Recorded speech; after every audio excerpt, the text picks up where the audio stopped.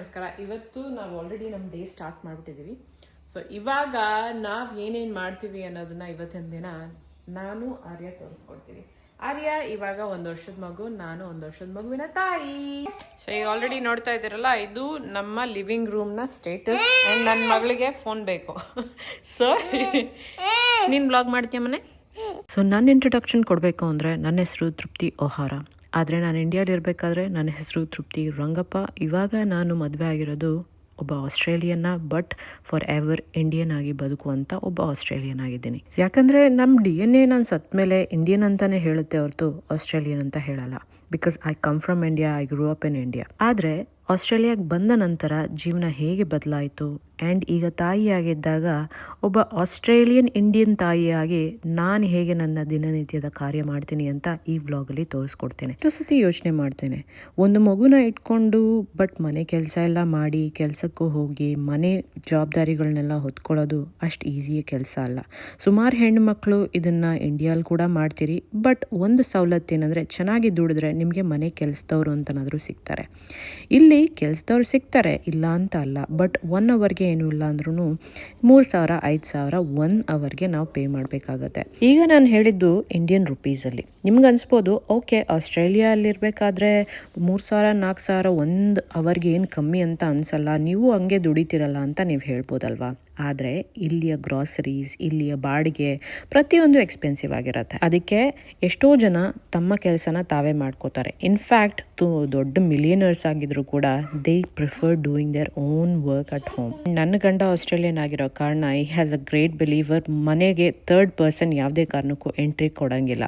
Accept ಏನಾದರೂ entry notice ತೊಗೊಂಡು ಬಂದರೆ then he will keep complete eye ಯಾರು ಮನೆಗೆ ಬಂದಿದ್ದಾರೆ, ಎಷ್ಟೊತ್ತಿದ್ದಾರೆ, ಆ್ಯಂಡ್ ಅವ್ರ ಮೇಲೆ ಪೂರ್ತಿ ಒಂಥರ ಕ್ಯಾಮ್ರಾ ಟ್ರ್ಯಾಕರ್ ಥರ ನೋಡ್ತಾನೆ ಇರ್ತಾನೆ. ಆ್ಯಂಡ್ ಇಟ್ಸ್ ಕಂಪ್ಲೀಟ್ಲಿ ಕಲ್ಚರಲ್ ಅಂತಲೂ ಹೇಳ್ತೀನಿ. Because they don't trust anybody. ನಮ್ಮ ಇಂಡಿಯಾಲ್ ಇರೋ ಥರ ಎಲ್ಲರನ್ನೂ ನಂಬಿ ಕೈ ಮೋಸ ಹೋಗಿ ಆಮೇಲೆ ಬುದ್ಧಿ ಕಲಿಯೋದಕ್ಕಿಂತ ಮುಂಚೆನೇ they set boundaries very well. ಈಗಷ್ಟೇ ಆರ್ಯ ಮಲ್ಕೊಂಡಿದ್ದಾಳೆ. ಈಗ ಅಮ್ಮನ ಜಾಬ್ನ ಸ್ಟಾರ್ಟ್ ಮಾಡೋಣ. ಸ್ನಾನ ಮಾಡೋಣ, ಬಾಟಲ್ಸ್ ಎಲ್ಲ ತೊಳೆಯೋಣ, ಮನೆ ಎಲ್ಲ ಒಂದು ತಕ್ಕ ಮಟ್ಟಿಗೆ ಇಟ್ಕೊಳ್ಳೋಕ್ಕೆ ಟ್ರೈ ಮಾಡೋಣ. ಸೊ ನಾನು ನಿಮ್ಮ ಮತ್ತೆ ಸಿಗ್ತೀನಿ ಪೂರ್ತಿ ರೆಡಿಯಾಗಿ. ಸೊ ಈಗ ಹೀಗಿದ್ದೀನಿ. ಓಕೆನಾ? ಸೊ ಸಿಗ್ತೀನಿ ಮತ್ತೆ. ಬೈ. ಮಾಡಿದ್ದಿ ಇವಾಗ ತಿಂಡಿ ತಿಂತಾ ಇದ್ದಾಳೆ. ಏನು ತಿಂತಾ ಇದ್ದೀಯ ಮನೆ? ಸ್ಟ್ರಾಬೆರಿ ತಿಂತೀಯ ನೀನು? ಹಾಂ, ನಾನು ನನ್ನ ಮಗಳಿಗೆ ಖಾರ ತಿಂಡಿ ಬಿಟ್ಟು ಮಿಕ್ಕಿದ ಎಲ್ಲನೂ ನಾವೇನು ತಿಂತೀವೋ ಪ್ರತಿಯೊಂದೂ ಅವಳಿಗೆ ಅಭ್ಯಾಸ ಮಾಡಿಸ್ತೀನಿ. ಹಣ್ಣಿರ್ಬೋದು, ಆ್ಯಂಡ್ ಯಾವುದನ್ನು ಕಟ್ ಮಾಡಿ ಮುಷಿ ಮಾಡಿ ಇಲ್ಲ ಸ್ಮೂದ್ ಮಾಡಿ ಕೊಡೋದಿಲ್ಲ. ಅವಳಿಗೆ ಫಿಂಗರ್ ಫುಡ್ ಅಂತ ಹೇಳ್ತೀವಿ, ಕೈಯಲ್ಲಿ ಹಿಡ್ಕೊಂಡು ತಿನ್ನುವಂಥ ಆಹಾರ ಬಹಳ ಇಷ್ಟ ಆಗುತ್ತೆ. ಆ್ಯಂಡ್ ಆಕೆ ಕೂಡ ಅದನ್ನೇ ಪ್ರಿಫರ್ ಮಾಡ್ತಾಳೆ. ಯಾವುದಾದ್ರೂ ಮೆತ್ತಗಿದ್ರೆ ಅದನ್ನು ತೆಗೆದು ಬಿಸಾಕ್ತಾಳೆ. ಇದಿಷ್ಟು ಆರ್ಯಳ ದಿನನಿತ್ಯದ ಊಟದ ಬಗ್ಗೆ. ಆದರೆ ಇನ್ನು ನಾನು ದಿನ ಬೆಳಗ್ಗೆ ಎದ್ದಿದ ತಕ್ಷಣ ರೆಡಿಯಾಗೋ ರೀತಿ ಹೇಗಿರುತ್ತೆ ಅಂದರೆ, ನಾನೆಲ್ಲೋ ಆಚೆ ಹೋಗ್ತಾ ಇದ್ದೀನಿ ಅನ್ನೋ ರೀತಿಯೇ ರೆಡಿ ಆಗ್ತೀನಿ. ಯಾಕೆ ಗೊತ್ತಾ? It is self care for me. Ready ಮಾಡೋ ಟೈಮ್.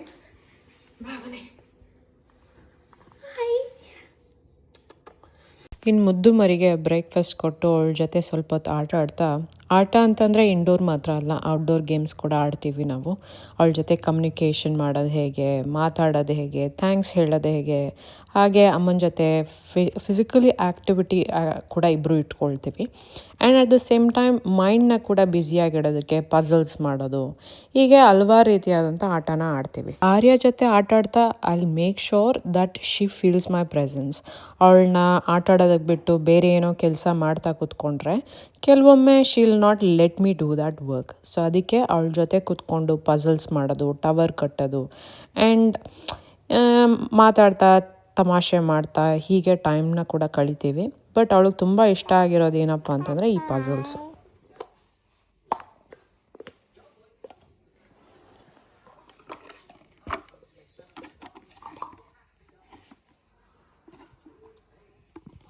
ನೋಡ್ತಾ ಇದ್ದೀರಲ್ಲ, ಹೀಗೆ ಯಾವ್ಯಾವ ಪ್ರಾಣಿ ಯಾವ್ಯಾವ ಥರ ಸೌಂಡ್ ಮಾಡುತ್ತೆ ಅಂತ ಅವಳಿಗೆ ಇಂಟ್ರೊಡಕ್ಷನ್ ಕೊಡೋದು. ಬೆಕ್ಕು ಯಾವ ಥರ ಸೌಂಡ್ ಮಾಡುತ್ತೆ, ನಾಯಿ ಯಾವ ಥರ ಸೌಂಡ್ ಮಾಡುತ್ತೆ, ಇದನ್ನೆಲ್ಲ. ಇತ್ತೀಚೆಗೆ ಅವಳು ಅದೇ ಸೌಂಡನ್ನ ಮಿಮಿಕ್ ಮಾಡೋದಕ್ಕೆ ಟ್ರೈ ಮಾಡ್ತಾಳೆ. And that gives N understanding. She is understanding ನಾವೇನು ಮಾತಾಡ್ತಾ ಇದ್ದೀವಿ ಅನ್ನೋದು. What's that, Ari? What's this?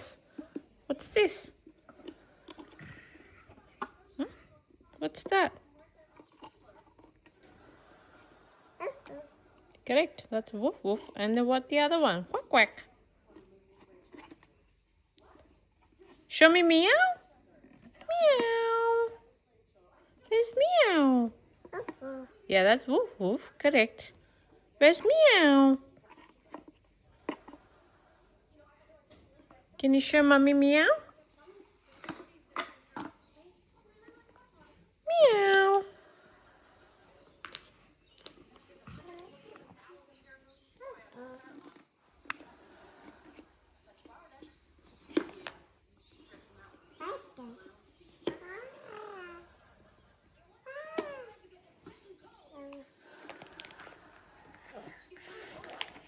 ಅಂತ. ಸೊ ಇವತ್ತು ನಾನಿಲ್ಲಿ ಬಂದಿದ್ದೀನಿ ನನ್ನ ಸೂಪರ್ವಿಷನ್ಗೆ. ಸೊ ಸೂಪರ್ವಿಷನ್ ಅಂದರೆ ಹೇಗಿರುತ್ತೆ ಅಂತಂದರೆ, ನಾನು ಒಬ್ರಿಗೆ ಹೇಳ್ಕೊಡೋಕ್ಕೂ ಮುಂಚೆ ನಾನು ಇನ್ನೊಬ್ಬ ಇನ್ಸ್ಟ್ರಕ್ಟರ್ ಕೆಳಗೆ ನನ್ನ ಟೆಕ್ನಿಕ್ಸ್ ಏನಿದೆ ಅದು ಮಾನಿಟರ್ ಆಗಬೇಕು. ಸೊ ನನ್ನ ಮಗಳು ಅದನ್ನು ನಿಮಗೆ ಟ್ರಾನ್ಸ್ಲೇಟ್ ಮಾಡ್ತಿದ್ದಾರೆ ಮಕ್ಕಳ ಭಾಷೆಯಲ್ಲಿ. ಸೊ ಬನ್ನಿ ಹೇಗೆ ನನ್ನ ಸೂಪರ್ವಿಷನ್ ಇರುತ್ತೆ ಅನ್ನೋದನ್ನು ಇವತ್ತು ತೋರಿಸ್ಕೊಡ್ತೀನಿ. ಕಂಪ್ಲೀಟಾಗಿ ಮಾಡೋಕ್ಕಾಗಲ್ಲ, ಕೆಲವೊಂದು ಕ್ಲಿಪ್ಸ್ ಇರುತ್ತೆ, ನೋಡಿ ಆ್ಯಂಡ್ ಅದ್ರ ಬಗ್ಗೆ ಇನ್ನಷ್ಟು ಮಾತಾಡ್ತೇನೆ. ಈಗ ನಾನು ಬಂದಿದ್ದೀನಿ ಸೆರಾ ಅನ್ನೋ ಒಬ್ಬ ಇನ್ಸ್ಟ್ರಕ್ಟರ್ ಮನೆಗೆ. ಸೊ ಇಲ್ಲಿ ಮೇನ್ಲಿ ನಾವು ವರ್ಕ್ ಮಾಡ್ತಾ ಇರೋದು ಇವತ್ತು ಕ್ಯಾಟಲಾಗ್ ಅಂತ ಹೇಳ್ತಾರೆ ಇದನ್ನು. ಇದು ಇಂಜುರೀಸ್ ಆ್ಯಂಡ್ ರಿಹ್ಯಾಬ್, ಸ್ಕೋಲಿಯೋಸಿಸ್, ಆಸ್ಟಿಯೋಪೆರೋಸಿಸ್ ಬಹಳಷ್ಟು ದೇಹಕ್ಕೆ ಇಂಪಾರ್ಟೆನ್ಸ್ ಕೊಡುವಂಥ ಮೂಳೆ ರಿಲೇಟೆಡ್ ಏನಂತಾರೆ ಇಂಜುರೀಸ್ಗೆ ಆ್ಯಂಡ್ ರಿಕವರಿಗೆ, ಹಾಗೆ ಸಾಕಷ್ಟು ಬೋನ್ಸ್ ರಿಲೇಟೆಡ್ ಇರುವಂಥ ಇಶ್ಯೂಗೆ ಈ ಮಿಷನ್ನ ನಾವು ಯೂಸ್ ಮಾಡ್ತೀವಿ. ಸೊ ಇದನ್ನು ಯೂಸ್ ಮಾಡೋಕ್ಕೂ ಮುಂಚೆ ಫಸ್ಟು ನಾವು ನಮ್ಮ ದೇಹದ ಮೇಲೆ ಹೇಗೆ ಫೀಲ್ ಆಗುತ್ತೆ ಅಂತ ಸೂಪರ್ವಿಷನ್ನ ನನಗೆ ಈಗ ಸೆರಾ ಮಾಡ್ತಾ ಇದ್ದಾರೆ.